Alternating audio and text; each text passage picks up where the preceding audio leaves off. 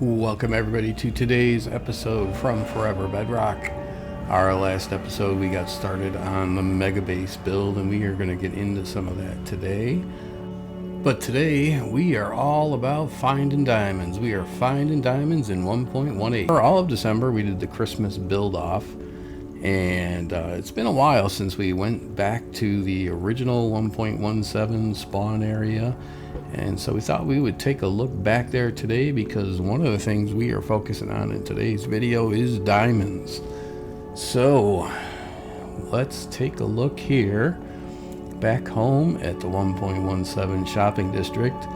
Let's take a look through all of our shops and see if we've got some diamonds here before we actually start mining and looking for diamonds in 1.18. And our first shop is a no-go. Flowers and azalea shop. Oh, no flower pots and no azaleas, so 0 again. Waxy wonders.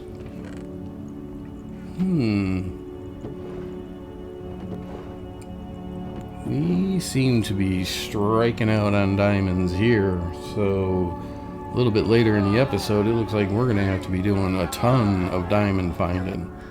Let's check golden glow.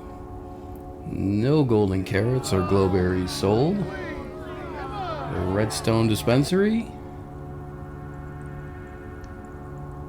This is looking pretty grim.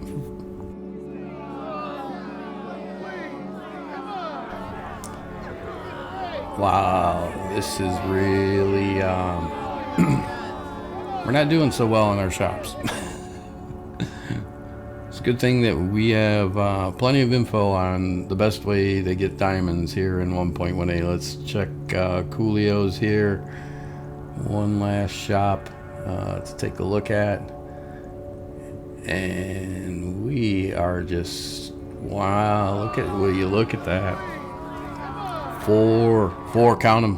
1, 2, 3, 4 big diamonds. 6 shops, 4 diamonds. Let's double check that there's nothing here up in the frozen goods department. And no. 4 diamonds, 6 shops. What's a guy gotta do and a girl gotta do besides 6 shops to make some diamonds? Before we get into doing some mining and things like that for diamonds, let's take a quick look at some of the progress we've made. Obviously, we killed some pillagers so that we could get some decorations for our gatehouse. That banner will look really nice there.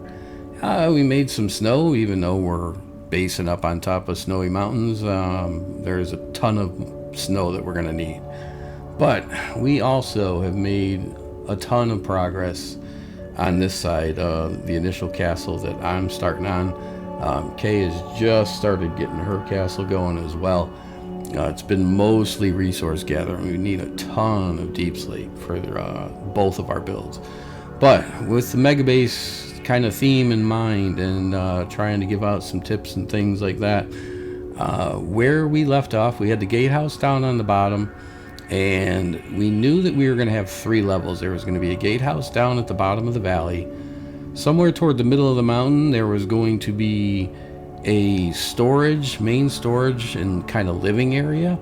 And then at the top of the mountain would be where the castles themselves are going to sit. So the first thing we wanted to do was actually kind of lay in the groundwork of a base of where we're going to build on top of. So that way we could cut down all of the excess parts of the mountain, give ourselves a nice flat surface to work off of, and then that would give us also a couple of different vantage points height-wise that we could take advantage of in the building. We didn't want to level everything off, but we wanted to have a good, strong, solid base. Laid that in, and then started working on some of these buildings here, these initial buildings. And then if you remember from the last episode, Kay came out after it took me about an hour and 40 minutes of trying to design a good castle wall. Because we're going to have so much castle wall that I wanted something to look, really good. It didn't have to be crazy detailed, but I wanted something that looked good, clean and but had some good lines to it. And Kay came out after me fumbling around for an hour and 40 minutes and put together this amazing design in about 15 minutes. And so we went ahead and started laying in some of the castle wall. That is one of the things with a mega project, guys. If you get going into something like this and you have these different elements, one of the things that Kay and I have found is that it's really cool to be able to keep you from being bored, is to have all these different kind of elements that are big, that require, you know, a lot of resource gathering and plus a lot of work. It helps you to not get bored in the game. So having all these different elements that you can drop, like say you don't want to work on the castles or that's getting boring, you can come and work on the castle walls that are going around the entire complex. Or you can focus on some of the terraforming that needs to be done. So that is one thing that is a huge benefit of doing a mega base. And one other thing that we had some comments in our community tab on the channel was we did a little poll, and we found out that a lot of you guys do like to see RTX. So we went ahead and flipped this into RTX here to get a good look of a little bit of building in RTX, and then to give an idea of some of this progress and how it's shaken out and what it looks like with the RTX on. And as you can see here, it's looking pretty amazing. So as you see here, we're going to start talking about diamonds. We're not going to do diamonds at minus 35 though. That is not the diamond level. And for those of you that are wondering why do I have a beacon when we're going to be buried up to our elbows in deep slate, yes, deep slate is not going to help, or a beacon's not going to help too much with the deep slate. But when you're down here, you are going to run into a ton of tuff and a ton of gravel.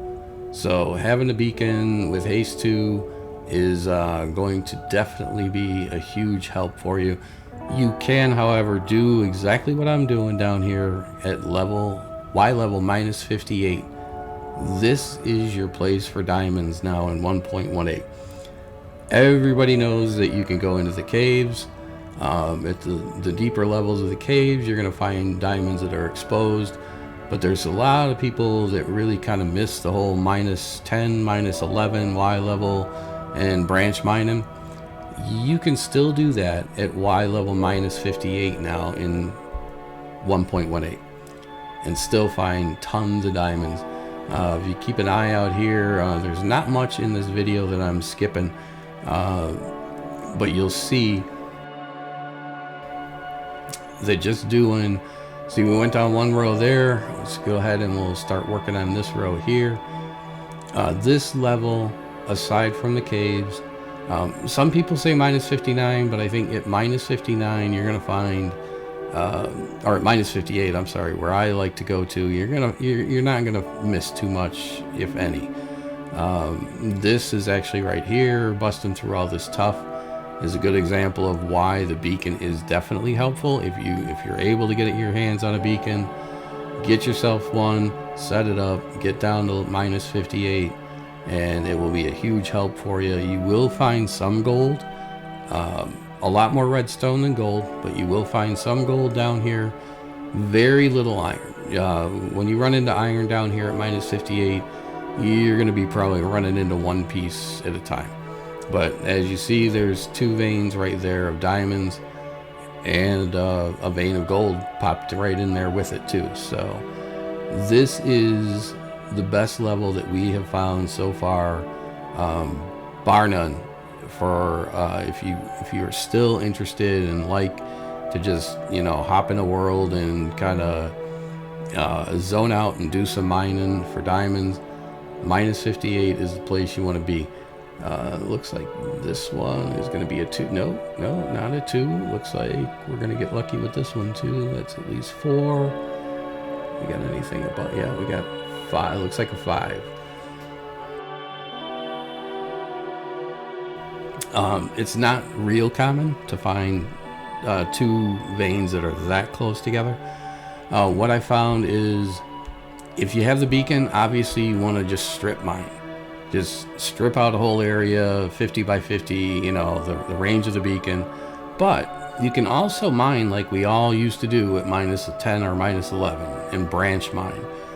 So off of that main square, when I came down here, I have all those diamonds actually in a shulker. We'll take a look in the end of the video at how many I got from that, from digging that square out.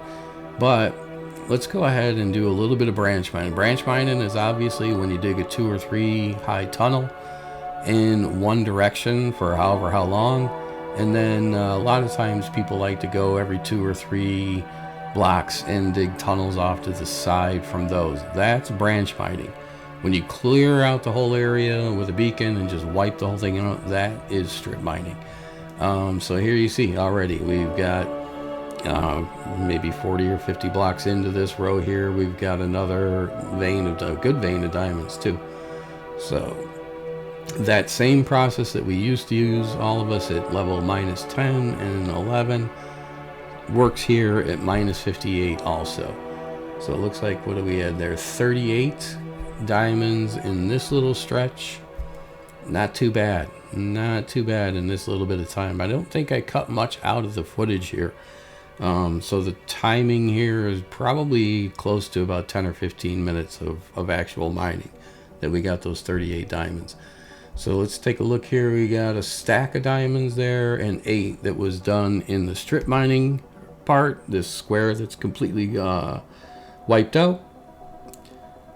This is your place for diamonds. Hope this helps everybody out. If you enjoyed the video, leave a like, subscribe, share it with your friends. Big thank you to everybody. We just hit a recent milestone of 1,700 subscribers. We really appreciate that. So thanks everybody. Don't forget to check out the other Forever Bedrockers. We'll see you all next time, and go get those diamonds.